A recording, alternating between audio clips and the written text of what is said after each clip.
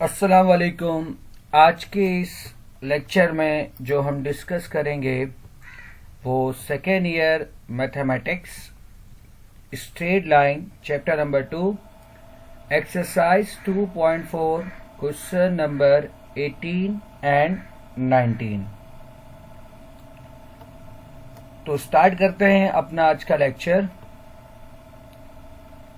सबसे पहला हमारे पास सवाल है, find the tangent of the angles of the triangle whose vertices are A, B and C।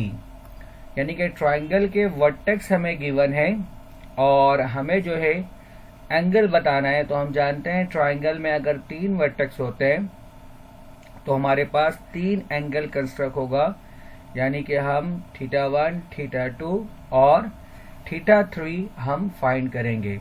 तो सबसे पहले तरतीब से हम जानते हैं, मैंने आपको बताया था कि हमें जितने पॉइंट गिवन होंगे, जैसे कि यहाँ पर हमारे पास 3 पॉइंट गिवन है, तो हम तीनों पॉइंट को लेट कर लेंगे x1, y1, x2, y2 and x3, y3। ठीक है। फिर यहाँ पर हम बताएंगे कि A, B and C be the vertices of a triangle. यहाँ पर जो A, B, C है वो हमारा क्या है, वर्टिसेस ऑफ ट्राइंगल है। और चूंकि एंगल हमें फाइंड करना है और हम जानते हैं एंगल का रिलेशन किससे बनता है, स्लोप से। तो यहाँ पर हमें स्लोप को भी डिफाइन करना होगा कि m1, m2, m3 जो है स्लोप है किसका, साइड AB, BC और AC का। ठीक है। तो आप एक डायग्राम बना सकते हो, रफ डायग्राम अपने आसानी के लिए। एक को आपने कह दिया A, एक को आपने कह दिया B और जो तीसरा है वो आपका क्या हो गया, C। ठीक है, इस तरह मैंने कहा। अब M1 मैंने किसको बोला है, साइड AB। M2 किसको बोला है मैंने, साइड BC। और फिर हमारे पास क्या हो जाएगा, M3। ठीक है। एक हमारा एंगल यहां पर बनेगा, एक B पे एंगल बनेगा और एक हमारा C पे एंगल बनेगा। ठीक है। चूंकि सबसे पहले हमने स्लोप को डिफाइन किया है तो हम बारी बारी क्या करते हैं, स्लोप फाइंड करते हैं। तो by using slope formula m equal to y2 minus y1 divide by x2 minus x1। सबसे पहले हम फाइंड करते हैं m1। चूंकि m1 जो है हमारा AB का स्लोप है, तो A मतलब हमारा क्या है, x1, y1 और B मतलब हमारा क्या है, x2, y2।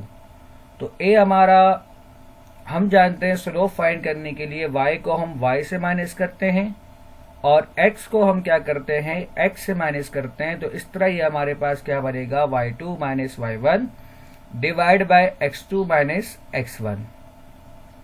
इसी तरह जब मैं m2 फाइंड करूंगा तो m2 किसका स्लोप है, B और C का। तो B मतलब है x2, y2 और C मतलब है x3, y3। तो y3 y2 से सब्ट्रैक्ट होगा और x3 x2 से सब्ट्रैक्ट होगा। ठीक है।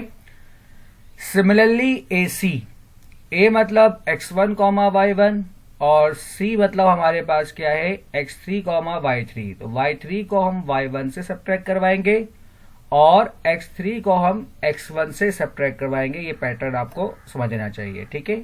फिर मैंने क्या किया, इसके वैल्यूज को सब्स्टिट्यूट कर दिया कि y2 बराबर है 3 के, y1 बराबर है 1 के, x2 बराबर है -1 के और x1 बराबर है 4 के, जैसे कि आपको दिख रहा है।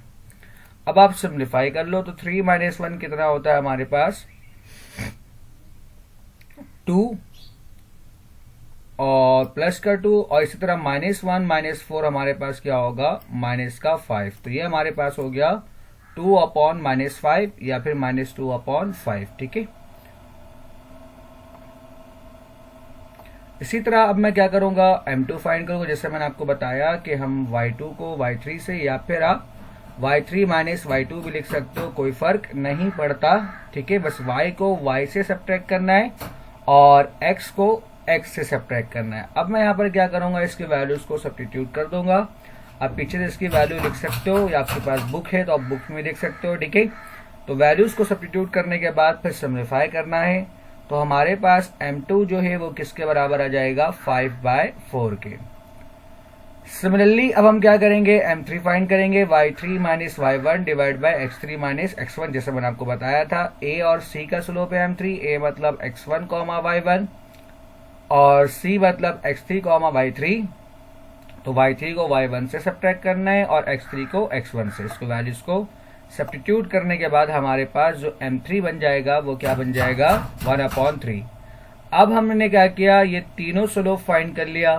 तो हमारे पास एंगल निकालने का जो फॉर्मूला है कि tan theta equal to m2 minus m1 divide by 1 plus m1 m2। अब हम बारी बारी क्या करेंगे, स्लोप फाइंड करेंगे थीटा 1, ठीक है। तो थीटा 1 जो हमारे पास स्लोप बन रहा है, आप डायग्राम में लिख सकते हो, जिससे मैंने पीछे एक ट्रायंगल बनाया था कि ये हमारा m1 है, उसके बाद हमारा m2 है और फिर हमारा क्या है m3 है, ठीक। तो ये हमारा हो गया थीटा 1, उसके बाद ये हमारा हो गया थीटा 2 और उसके बाद हमारे पास क्या हो गया थीटा 3। तो थीटा 1 जो है किसके बन रहा है, m1 स्लोप से और m3 स्लोप से, ठीक है। तो इसका मतलब मैंने यहाँ पर फॉर्मूले में क्या लिया, m3 minus m1 divide by 1 plus m1 और m3, ठीक है। अब इसकी वैल्यूज को मैं क्या करूंगा, सब्स्टिट्यूट करूंगा। तो tan थीटा 1 जो हमारे पास m1 आया है, सॉरी m3, वो किसके बराबर है, 1/3 के। m1 हमारा बराबर था -2/5 के, तो माइनस माइनस क्या हो गया हमारे पास +2/5। सिमिलरली मैंने यहाँ पर क्या किया, डिनोमीटर में भी इसकी वैल्यू को पुट कर दिया। अभी बेसिक सा सिम्प्लीफाई है, आप एलसीएम लोगे ऊपर न्यूमरेटर में, डिनोमीटर में आप जानते हो सबसे पहले -2 मल्टीप्लाई होगा 1 से, तो -2 मल्टीप्लाई 1 -2 और 5 मल्टीप्लाई 3 15। सिमिलरली आप डिनोमीटर में भी एलसीएम लोगे, तो एलसीएम हमारे पास क्या बनेगा, 15 -2/15। तो 15 -2 हमारे पास क्या होता है 13। तो 15 से आपका 15 क्या हो जाएगा, कैंसिल। तो ये आपके पास क्या बन जाएगा, 11/13, ठीक है। इसी तरह आप यहाँ पर इसको tan थीटा 1 या फिर tan है तो tan को आप क्या करो, जस्ट tan इनवर्स कर दो, बाकी कोई इशू नहीं है, ठीक है। 4 थीटा 2 हमारे पास m1 minus m2 divide by 1 plus m1 m2। अब हम क्या करेंगे, इन तीनों की वैल्यू फाइंड करेंगे।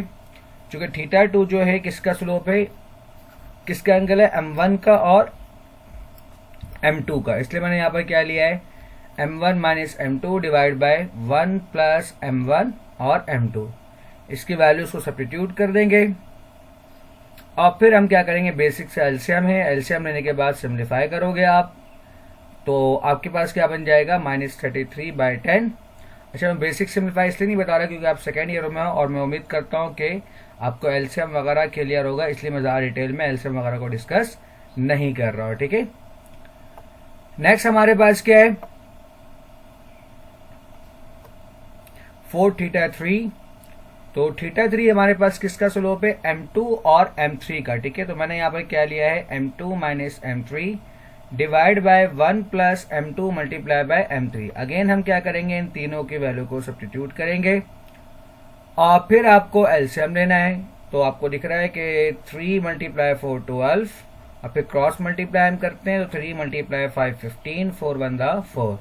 सिमिलरली आप राइट साइड पे भी क्या करोगे, एलसीएम लोगे और एलसीएम लेने के बाद फिर हम सिम्प्लीफाई करेंगे, तो हमारे पास ये क्या बन जाएगा, 11/17, ठीक है। तो अब हमारे पास तीनों एंगल आ गया और सवाल में हमें यही कह रहा था कि आप क्या करो, तीनों एंगल फाइंड करो, ठीक है। जैसे आपको दिख रहा है, पहला एंगल पहला एंगल हमारे पास 11/13 है, दूसरा हमारे पास -3.3 मतलब 33/10 है और तीसरा एंगल हमारे पास क्या है, 11/17। नेक्स्ट क्वेश्चन हमारा आज का, show that the equilateral triangle has congruent angle. तो अगर ट्राइंगल है तो ट्राइंगल में कितने वर्टेक्स होते हैं, 3 वर्टेक्स होते हैं। चूंकि वर्टेक्स हमें गिवन नहीं है तो वर्टेक्स हम क्या करेंगे, खुद से सपोज करेंगे। तो एक हमारे पास a x1 y1 equal to -a,0, b x2 y2 हमारे पास क्या बन जाएगा, a,0 और c x3 y3 हमारे पास क्या बन जाएगा, 0, b। पहला पॉइंट हमने क्या मान लिया, चूंकि लेफ्ट साइड पर है इसलिए इसको हमने क्या माना है, a। जो किसके बराबर है -a, 0 के। 0 क्यों लिया सेकेंड कॉम्पोनेंट को?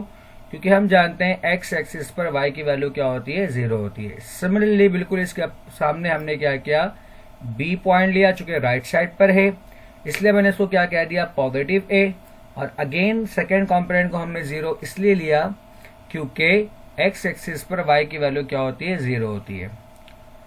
अब चूंकि हमें थर्ड पॉइंट फाइंड करना है तो थर्ड पॉइंट को मैंने कहां पर लिया, एक्सिस पर। ये मेरा हो गया c, जो हम जानते हैं y एक्सिस है, तो y एक्सिस का मतलब इसका फर्स्ट कॉम्पोनेंट 0 होता है, यानी कि x की वैल्यू 0, और इसको मैंने क्या कह दिया, सेकेंड कॉम्पोनेंट को b कह दिया, ठीक है ना। फिर आगे चल के हम क्या करेंगे, कुछ थ्योरम की मदद से b की वैल्यू भी हम फाइंड कर लेंगे। इन तीनों को हम एक ही फॉर्म में लाएंगे, एक ही फॉर्म में, ताकि सिम्प्लीफाई करना और आंसर प्रूफ करना हमारे पास आसानी हो। तो सबसे पहले हमने लाइट कर लिया कि A B C be an equilateral triangle whose coordinate are a b and c since the triangle is equilateral। आपको कह रहा है इक्विलेटरल, तो therefore सबसे पहले हम लिख सकते हैं कि अगर ये इक्विलेटरल ट्राइंगल है तो ए बी बराबर होना चाहिए किसके, बी सी के, और बी सी किसके बराबर होना चाहिए, ए सी के, यानी कि ये तीनों साइड्स आपस में बराबर होना चाहिए अगर ये इक्विलेटरल ट्राइंगल है तो, ठीक है। तो हियर ए टू बी किसके बराबर होगा, 2 के, यानी कि ए से लेकर बी तक का जो फासला है वो कितना है, 2a है। चूंकि मैंने आपको बताया कि हमें बी की वैल्यू फाइंड करनी है, तो सबसे पहले हम डिफाइन करते हैं कि ए बी हमारा किसके बराबर है, 2a के। सही, किस तरह से, क्योंकि ये माइनस का a और ये आपके पास क्या है, प्लस का है। जब आप दोनों को ऐड करोगे तो a, तो हम जानते हैं जिस नेगेटिव साइन तो डायरेक्शन बताता है कि ये नेगेटिव साइड पर है, लेकिन जो इसका मैग्नीट्यूड होता है वो हमेशा क्या होता है, पॉजिटिव ही होता है, ठीक है। तो a प्लस ए हमारे पास कितना हो जाएगा, 2 है। ऑरिजिन से लेकर राइट साइड a है, ऑरिजिन से लेकर लेफ्ट साइड भी a है, तो a प्लस ए हमारे पास क्या बनेगा, 2 है, ठीक। इसके अलावा हमारे पास जो b और c है वो किसके बराबर होगा, चूंकि ये a, 0 है और यहाँ पर हमारे पास क्या है, 0, b है। तो आपने डिस्टेंस फार्मूला पढ़ा होगा 2.1 में, तो आपको दिख रहा है कि डिस्टेंस फार्मूला की मदद से हमने क्या किया है, b और c फाइंड कर लिया है। तो ये आपका बराबर आएगा square root of a square plus b square से। बच्चों को डायरेक्ट कर रहा हूँ क्योंकि हम पहले डिस्टेंस फार्मूला पढ़ चुके हैं। अगर फिर भी किसी को इश्यू हो रहा है कि कैसे आया, तो अब b और c पे आप क्या करो, डिस्टेंस फार्मूला अप्लाई कर दो, तो आपको दिखेगा कि b और c किसके बराबर है, ठीक है। तो इस तरह हमने a b फाइंड कर लिया और हमने क्या फाइंड किया, b और c, ठीक।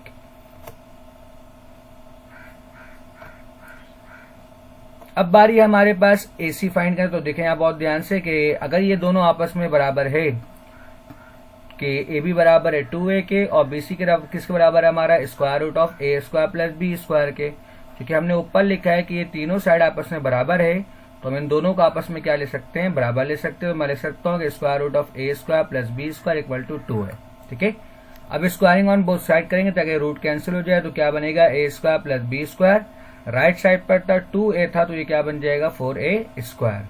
अब यहाँ से आप सिम्प्लीफाई करो, b स्क्वायर की वैल्यू फाइंड करो, तो यहाँ पर प्लस का a स्क्वायर उस तरफ जाएगा, क्या होगा, माइनस का a स्क्वायर। तो 4a square minus a square कितना हो जाएगा, 3a स्क्वायर। अब b के ऊपर से आप रूट स्क्वायर हटाओ तो क्या बन जाएगा, b equal to a square of 3। हम माइनस इसलिए नहीं लेंगे क्योंकि ये लेंथ ऑफ साइड है, तो हमारे पास b की वैल्यू आ गई a स्क्वायर रूट ऑफ 3, ठीक है। अच्छा, आपको प्रूफ करना है कि ये इक्विलेटरल ट्राइंगल है। एक तरीका क्या है कि आप डिस्टेंस फार्मूले से प्रूफ कर सकते हो कि तीनों साइड बराबर होंगे, और तीसरा हमारे पास क्या है कि हम इसको एंगल के जरिए प्रूफ करेंगे कि ये इक्विलेटरल ट्राइंगल है। अगर ये इक्विलेटरल ट्राइंगल है तो फिर इसमें तीनों एंगल आपस में क्या आएंगे, बराबर आएंगे, और क्या आएंगे, 60 डिग्री, ठीक है। एमसीक्यूज में भी पूछ सकता है। तो आपको एंगल निकालने के लिए क्या चाहिए, स्लोप चाहिए। तो सबसे पहले हम क्या करेंगे, इन तीनों का स्लोप फाइंड करेंगे। तो now the slope of A B, इसको मैं क्या कह रहा हूं, m1, ठीक है। बारी बारी m1, m2 और m3 हम फाइंड करेंगे। उसके बाद जैसे हमने पीछे एंगल का फॉर्मूला यूज करके हम इसका एंगल निकाल लेंगे। तो सबसे पहले m1 हमारा क्या है, a और b का स्लोप है। तो a मतलब x1, y1, b मतलब x2, y2। तो आप फॉर्मूला बना सकते हो, मैंने डायरेक्ट लिखा है चूंकि पीछे मैं फॉर्मूला समझा चुका हूं। तो m1 बराबर होगा y2 minus y1 divide by x2 minus x1। आप पीछे से पिछले सवाल से भी देख सकते हो, ठीक है। तो खैर 0 माइनस 0 0 और a प्लस a 2 है, लेकिन चूंकि न्यूमरेटर 0 है तो हमारा m1 किसके बराबर हो गया 0 के। ठीक है, स्लोप ऑफ AC को मैंने क्या कहा है यहाँ पर m2 का है, तो यह हमारे पास होगा 0, b और minus a, 0।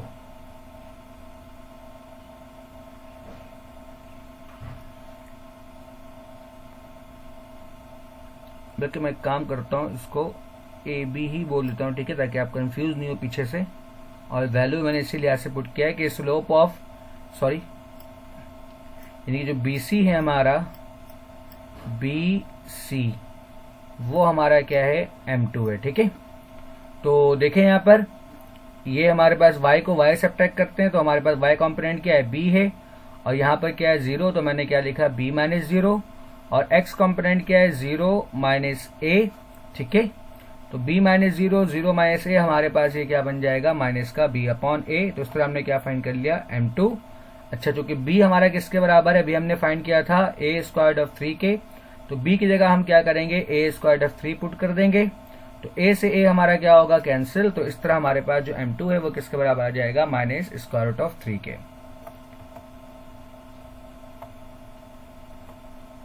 Slope of BC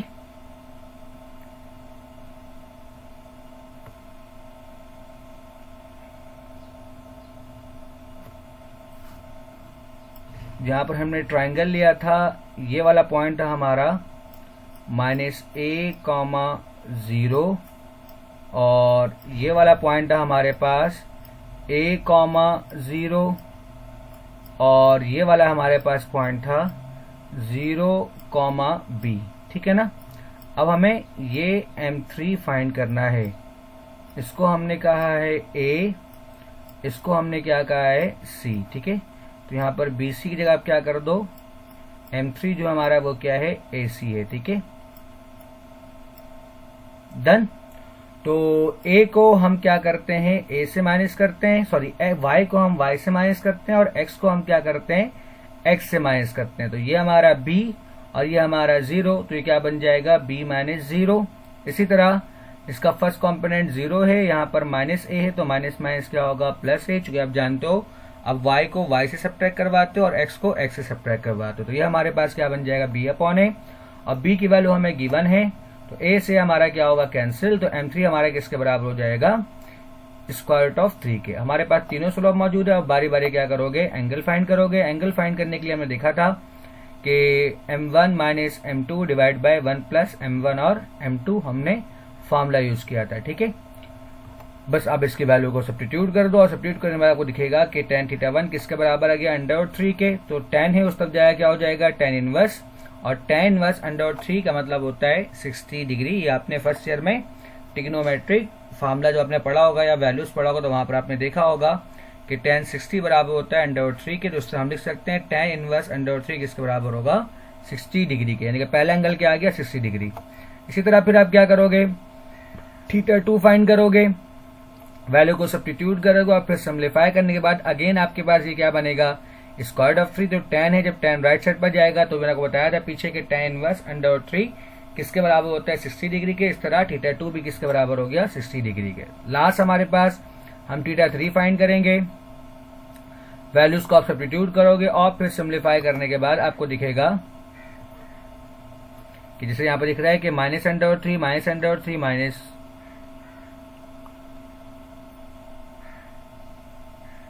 ये होगा, इस तरह इसको लिखेंगे -2 √3।